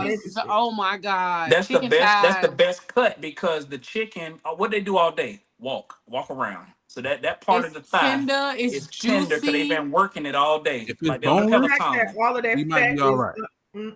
Like they're on the Peloton. That's all they've been doing all day. No, Peloton. But no, look, Doc, I'll let you cook me some so I can taste it. But it just seems like it's too much fat in it, and No. It is. There is fat, but how you cook it. I don't like that little bone in it though. That I little prep my meat. I wide trim bone. off a lot of the fat, but I The leave hip some bone. I on don't because like that's the where hip the bone. flavor is. Okay. They got a hip bone in it. I don't like the hip bone. You can take that hip bone out. Hip bone connected to the. That's why you get boneless, skinless. Yeah, that's what I do. And I Yeah, chop it do up. that too. Yeah. My favorite thing to cook is now it might not sound like you gotta cook it, but I like making extravagant big ass salads. Because for one, like I might saute some chicken thighs, some shrimp with some, bell pepper and onions or whatever. Put that to the side. But I use spring mix, some kale, and then I add all of the layers of vegetables, all of that other kind of stuff. When I am really in a space where I need to heal, I love eating salads. I love eating a really decadent ass salad. And then I love fruit, like fresh fruits or smoothies and things like that. Something about eating natural things or things in that regard help me to regroup or help me to feel better because I didn't ate better. So that's my favorite thing to make. But then outside of that, if I really want to throw down and make something, I make whatever anybody asks me to. It's a pineapple for me, Leo. I'm like you. It's a pineapple. So do you put apples in your salad too? And a regular salad. I'm not a big pineapple. I'm not a big apple girl. All I'm saying is just cut up. You don't even have to cut half of the apple up. Just put some of the apple in there. And when I tell you, at first I thought it was the nastiest thing in the world. I'm a cranberry girl. Now I will put some cranberries and candy pecans in there. Yeah, but that apple is a game changer. I'm gonna try it one time and see. But you got to get the right kind of apples that you really like. It's a game changer. She's there. She seasons because you gotta season it. Who eats a salad without seasoning on it? Gotta have pepper. You gotta have some type of pepper or something. Yeah, you gotta have pepper. No, I season salad almost like I season chicken. No. Garlic powder, onion powder. not that extreme, but I season my salad. Don't nobody want no bland ass no. But that's what the dressing is for. Yeah, exactly. Because I can eat my salad without dressing. That's why. Oh, That's why you see, And I'm not a sometimes I rabbit. don't like a whole lot of dressing. I'm not a rabbit. Yeah, I just need a little bit of dressing. I don't need a whole lot. Yeah. Right. So hear me out. Because typically you only really need 2 tablespoons of dressing, and it'll That's where the seasoning comes in, and it's Doc, not too much dressing, dry. Doc. It's That's not too much dressing, Doc. dry. Listen, Ramita had it. She'll tell you that it's good the way I make my salads. Like, I don't do no dry ass salad. If my salad don't get dry, I like it's my well salad seasoned, simple. it's flavorful. I need my salad wet. I know he about to go with it. I knew he was gonna go. Somebody had to do it. When we talking about salad, I just don't eat all that. I don't eat all that stuff on my salad. I don't eat all that. All I eat is the lettuce, cheese, and croutons. That's it. That's all I want. Maybe the little grape tomatoes. You know what I'm saying? I want dressing on that. And I want enough dressing on that where it doesn't taste like green. Mm-hmm. But Cobb salads, I think, are simple enough, but they have a lot of characteristic to it. If you're not like Leo and you don't know what to do with a salad, if you get a Cobb salad, you said what? If you're not like Leo and what? And you don't want to do a whole lot to it. I'm just saying, like, if you want to avoid, like, the fact that Leo put that one eye up to the screen, like you said, what? Because I needed to hear. I couldn't hear without my eye. What I had meant was, if you don't want like a simple salad with like lettuce, if you don't want a bougie salad, okay, do the regular. But if you don't want to go through what Leo like the contouring and the marinating and the if you don't want to take an hour to make a salad, okay, exactly, just get a Cobb salad from Chick-fil-A. Boom, you know what I mean, welcome to Death Row. That's all I'm saying. You know what? I tasted Chick-fil-A little kale salad. I said I do that when I'm trying to heal. First, don't talk about that's Chick-fil-A. That's my form of healing, cooking, and then I eat good. But I haven't ate Chick-fil-A since 2012. Man, them Chick-fil-A salads be fire. They got the best Cobb salads I've tasted. Mm-hmm. I've had a few from different places, but they probably got that with the the avocado. The avocado dressing. That's the one. They make the avocado dressing at the grocery store. Avocado ranch. That's what it is. That avocado ranch guy. Avocado ranch. But I do the apple cider vinegar one. Oh my God. Mm-hmm. Okay. So anybody else got something that's their favorite thing to cook to get back to the healing? One last thing. Breakfast 24/7. Yeah. My dad taught me how to cook breakfast when I was in middle school because he was injured on disability. And he was the one, how I cook breakfast today, he taught me that however many years ago that was. Can you just teach me how to fix the pancake the right way, Doc? And then I'm cool. Maybe a pancake. Well, no. So my grandmother taught me how to cook pancakes the correct Southern way. How to fix the pancake the right way, and then we good. Because you can't just put butter in. I gotta put a little bit of oil in. Gotta put a little oil on that because it got get that little crispy edge around the side. That crispy edge, where when it rises up, it's like a tire. And then that little crispy. Now Doc working at the Waffle House now. He working at the Waffle House. Look, okay, I'm just gonna call Doc. I'm gonna call Doc. I'm like, Doc, this Nisha, I'm fixing pancakes. I'm finna put you on video. Could you show me how to do this the right way so we get this over with and we good? But tell your wife come to the kitchen and watch us because I need to. You can take just add water mix anything, but as long as you put the butter and a little bit of oil in there, mix, and then and then get the crispy edges. Okay, so it's the butter and the oil. Butter and a little bit of oil. Okay, I got it. Okay, he ain't never lied about that. Both. Okay, you gotta have crispy edges. I got it. Okay. If it's just butter, nah.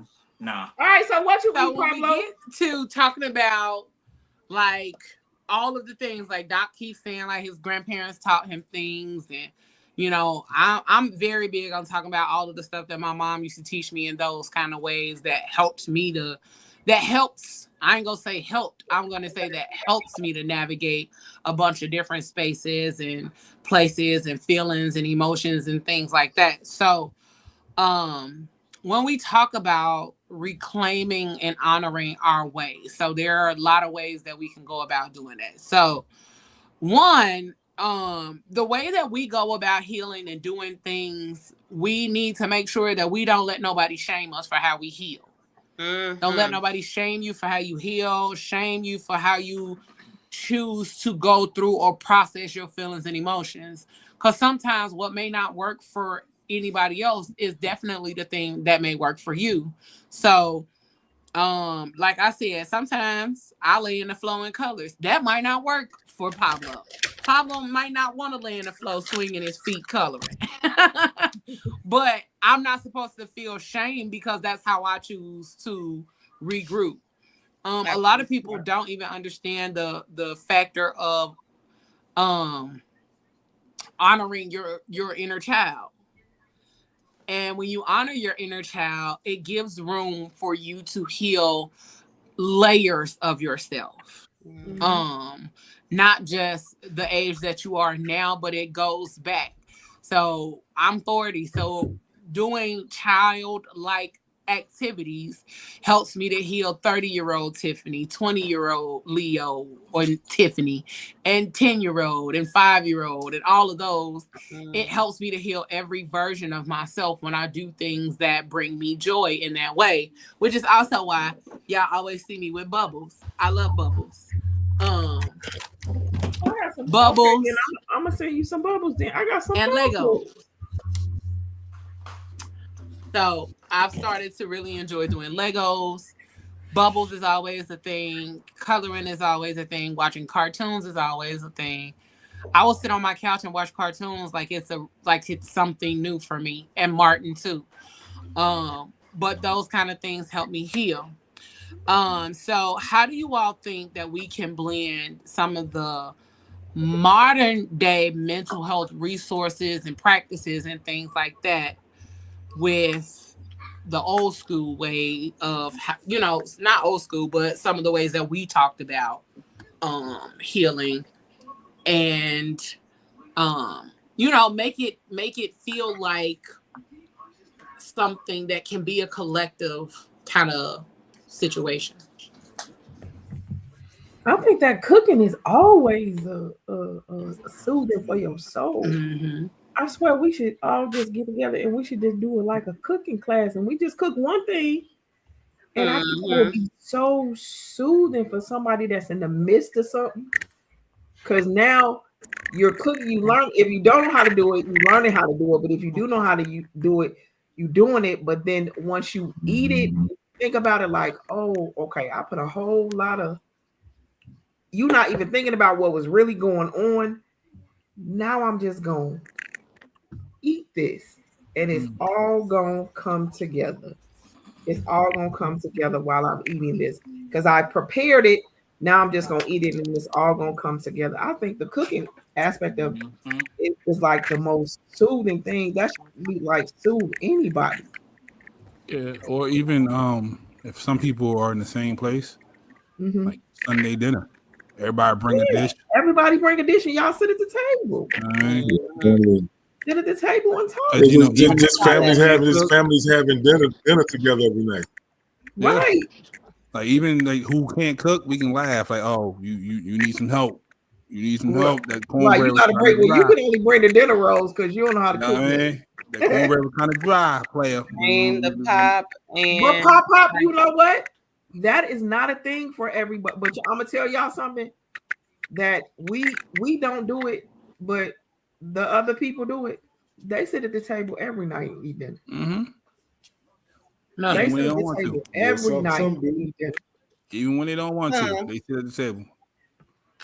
What you say, Papa? I think it's probably equal on probably by both sides of the coin, probably equal by the same way. Yeah, and that's based on the way people communicate now. The cell phones and the games and all that type of stuff. People don't interact anymore. I always say that the younger generation, they know how to develop and express their feelings a lot of times, and know how to find help to express those feelings. But they have those feelings because they lack social skills and communication skills, because they don't interact as much as we used to as when we were young.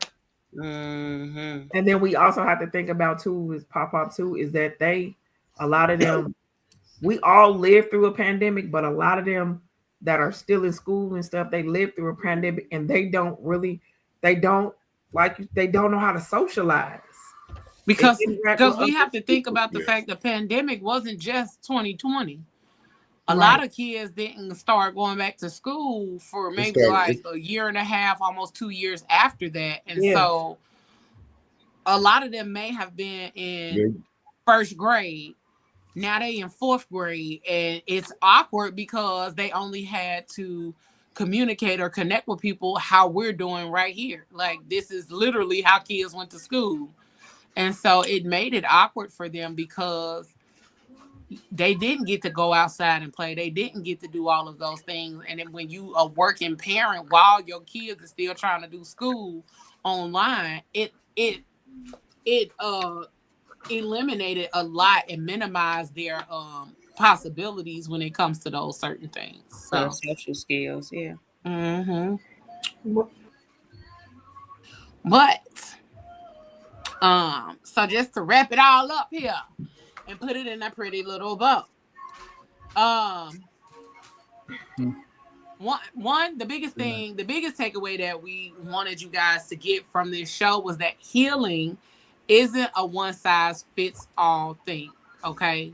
That's the beauty of healing. That's the beauty of going through the journey. That's the beauty of building community and creating safe spaces and finding people who are a part of your tribe that help you to grow and glow and do all the things that are necessary for you to be the best version of yourself possible. So celebrate your healing, however it looks. Okay. Celebrate it.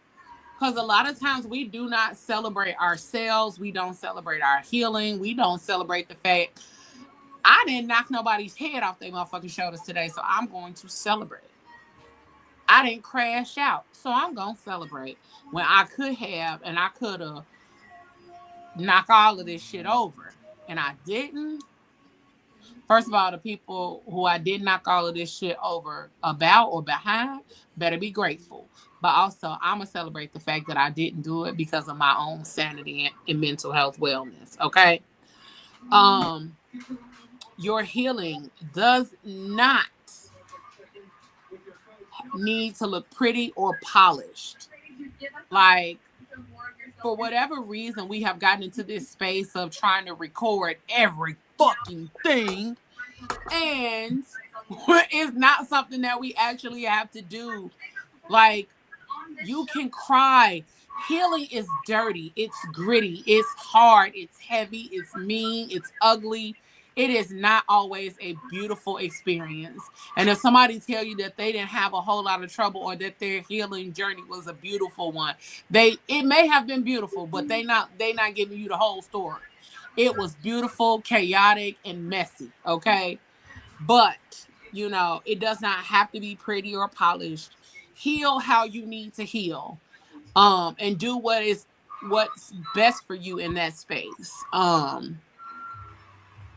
If it saves your soul, it counts. If it saves your soul, it counts.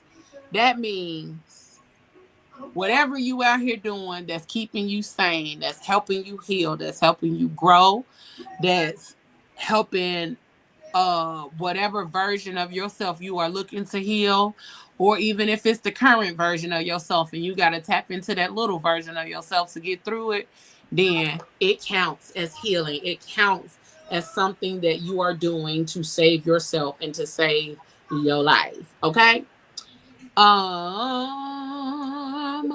So make sure you are doing things that feed your spirit, make you happy, make you feel whole, make you feel appreciated and loved, and make sure that you are around people who do that same thing with you and for you.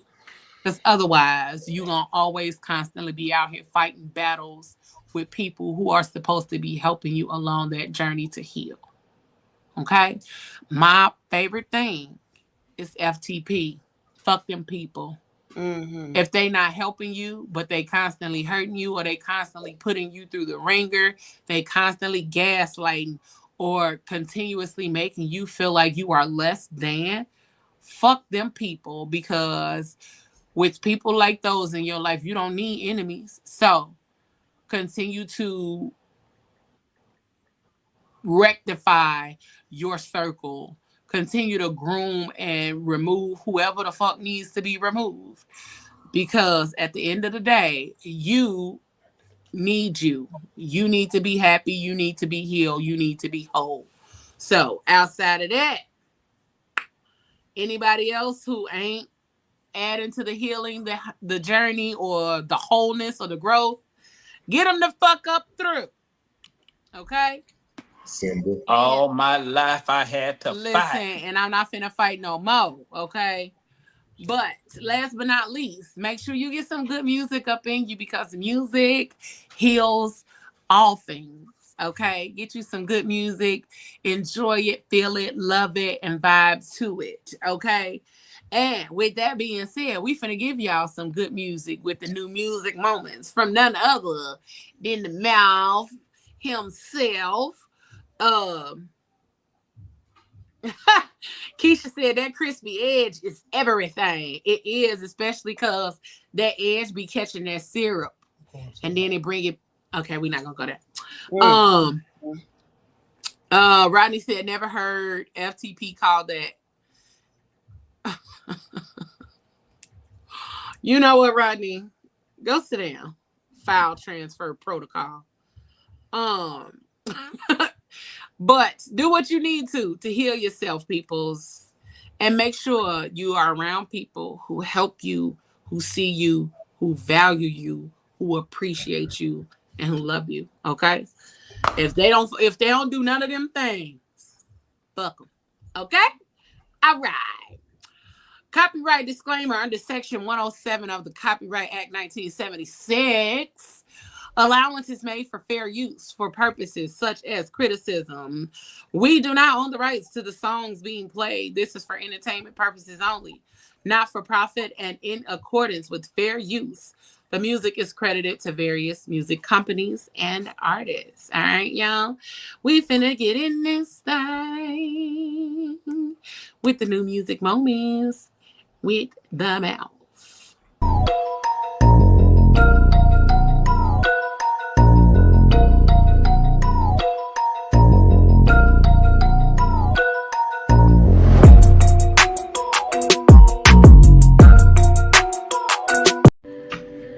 Yo, what's up? It's your man, The Mouth, and it's time for your new music moments. This week we get heavy. We starting off Mr. Kevin Ross, and it's called Spin.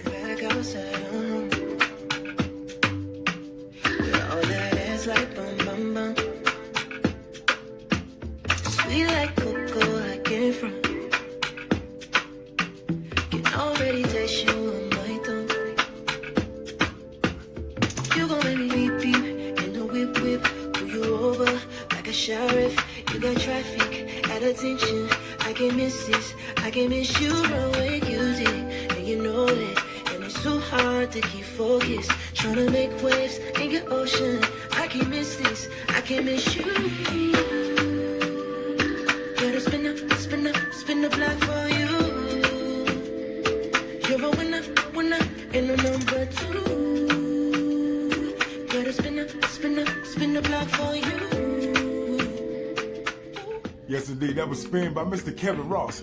Now we're keeping it moving with Mr. Destin Conrad, and he calls this one Mr. E. In your new music moments with your man, The Mouth, on the Phat Girl Chronicles podcast. You see me red, you see me green. You in for the ride of your life. Who know what gon' happen tonight? Don't be surprised at what I see. Live so many lives at 23. You can let your guard down tonight. You can lay it all on the line. I'm open, loaded. Pull that trigger that you holding. I'm controlling this motion. All this weed smoke got you choking. I'm gon' fold him. They gon' feel like he couldn't live a life on his own. They call me Mr. E. Yes, indeed, that's Mr. E from Mr. Destin Conrad. We keeping it moving with the beautiful young lady, Miss Leela James. She's back with a new single, and it's called Like This Moment Is Right Now. It's right on time with your man, The Mouth.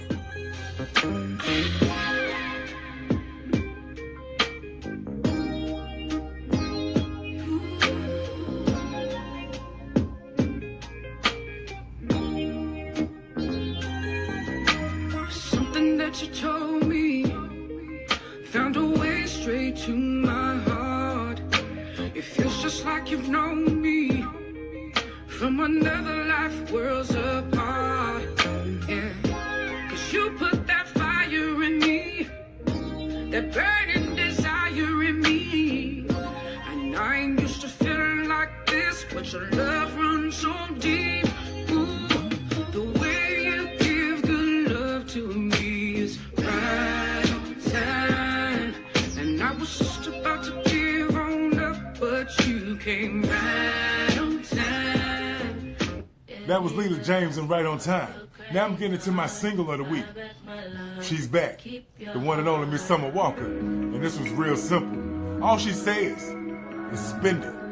Right here on the Phat Girl Chronicles podcast. And your new music moment, your single of the week. Summer Walker, spend it. Spin it on me, I love when you spin it on me. Do it to me, got me up in Givenchy.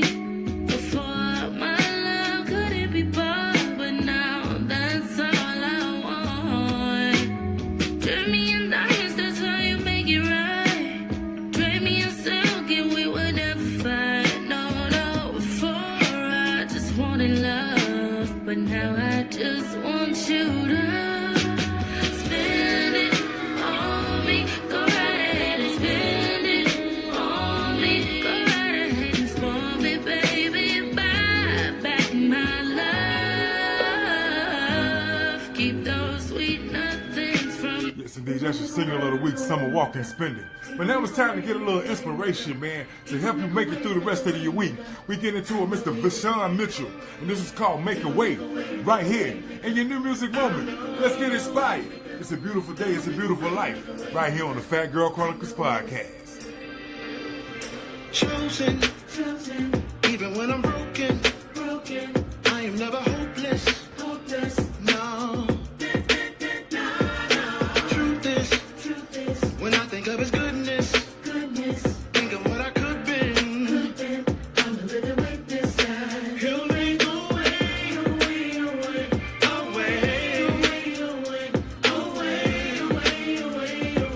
I try to find myself and I know.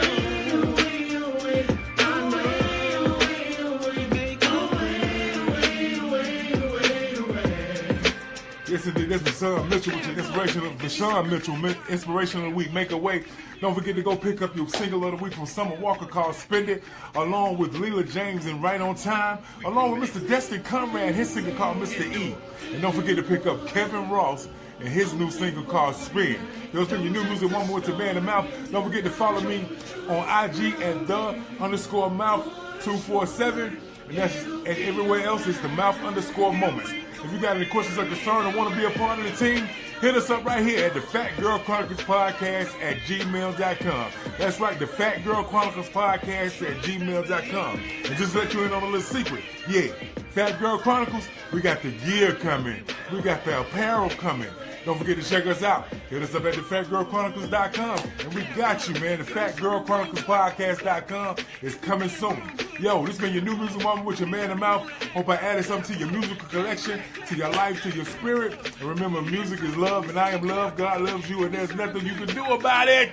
Yo, have an amazing, amazing week. And like I always say, baby, when I'm in, I'm in. And when I'm out, I'm out. You is nasty. Talking about when I'm in, I'm in. Oh no. Always heathing it.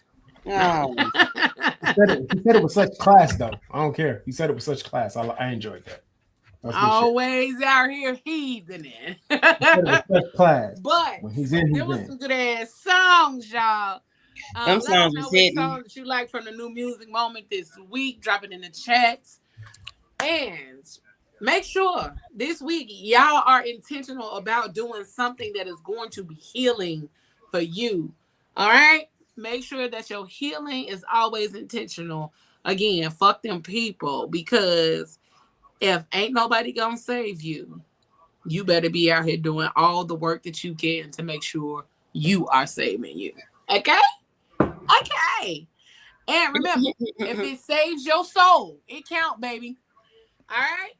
So, make sure y'all check out the Crazy Rich Aunties this weekend, this Friday. Okay.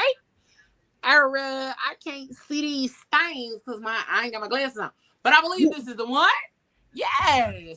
Okay. Is it good D or just dopamine? The science behind sex, love, and attachment. This Friday with the Crazy Rich Aunties on PGC After Dark. Make sure y'all come join us. And if you missed it last week, go on and double back and check out our special edition episode last week, Wednesday, with none other than Prince Rousey. And then make sure you check out our episode from last Tuesday, Petty But Healing, exploring the power of petty victories and self-care. Y'all see what he doing? Fuck them people is what he's saying. All right. Make sure y'all get down here and taking care of yourself, having a damn good time doing it. And we finna get up out this thing. I'm your girl, Leah Rochelle. We got Pablo, Auntie A-Love, Haitian boy Moses, Anisha the Greatness Guru, Doc J, and none. And last but not least, the mouth moments, the mouth _ moments, Mr. Bombos. And y'all know what I always say, whatever you do for the rest of the evening and the rest of the week, y'all don't do it with your half ass, do it with your whole ass. Thank y'all for tuning in, and make sure y'all catch us next Tuesday at 8 p.m. Eastern Time. We is about this thing, y'all. We love y'all. Take care of yourself and each other. Ew, that's y'all is disgusting. Just nasty. You gotta do it with your whole ass.